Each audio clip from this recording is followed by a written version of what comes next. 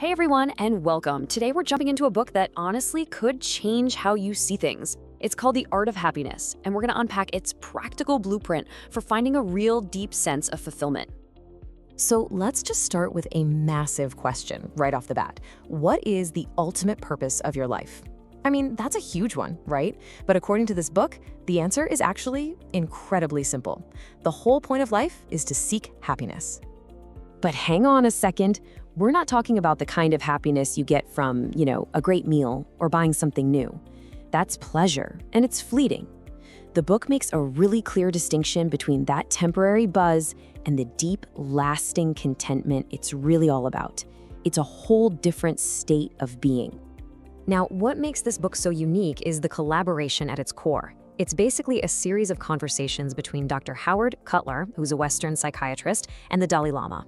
So you have Cutler coming in with the practical, skeptical questions from a modern psychology perspective, the questions we'd probably all ask, and the Dalai Lama offering these profound answers rooted in timeless wisdom. It's this incredible blend that makes it all click. And out of this amazing back and forth, they land on this one central idea. And let me tell you, it is a total game changer. It pretty much flips our whole Western idea of chasing happiness on its head. So here's the big reveal. Happiness isn't just some random thing that happens to you if you get lucky. Nope, it's a skill. It's something you actually cultivate on purpose by training your mind and building good habits. Think about it like going to the gym. You don't just wake up strong, you have to train for it. And it turns out your mental well-being works the exact same way. Okay, so when the book uses this term, true happiness, what does that actually mean? Well, it's defined as this state of inner peace, of compassion, and real mental resilience. And the key, the absolute key, is that you don't get there by changing everything around you, getting the perfect job, the perfect house. You get there by reshaping your internal world, how you respond to whatever life decides to throw your way. Which, of course, brings us to the most important question of all. Okay, I'm sold. Happiness is a skill, but how do you actually train for it? What does that workout plan even look like? Well, here's the good news. The book lays out a really clear path, and you don't need any special gear. You don't need to go on a retreat. Your training can literally start right here, right now. All right, so here it is, the blueprint, a 6-step training program. It starts with number 1, train your mind daily, just becoming more aware of your own thoughts. Step 2 is huge, practice compassion, which means actively shifting your focus away from yourself and onto other people.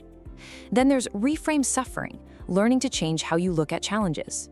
Number 4 is about balancing mind and body, recognizing how much your physical health affects your mental state. 5 is to foster human connection, because our relationships are just so vital. And finally, number 6 ties it all together, align with a deeper purpose, making sure what you do every day feels meaningful. Let's take a closer look at that 3rd step, reframing suffering, because this is where the magic really happens. This is a perfect example of what it looks like in practice. So when something frustrating happens, your gut reaction might be, this is so unfair. But with training, you can consciously choose a different thought, like, okay, this is a chance for me to practice being more patient. You're not denying that it's hard. You're just changing your relationship to the hardship. It's incredibly powerful. And as you start to actually weave these practices into your daily life, the book suggests you arrive at this ultimate realization.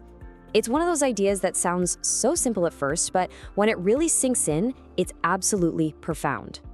And here it is, the final takeaway. Happiness isn't something you find, it's something you grow.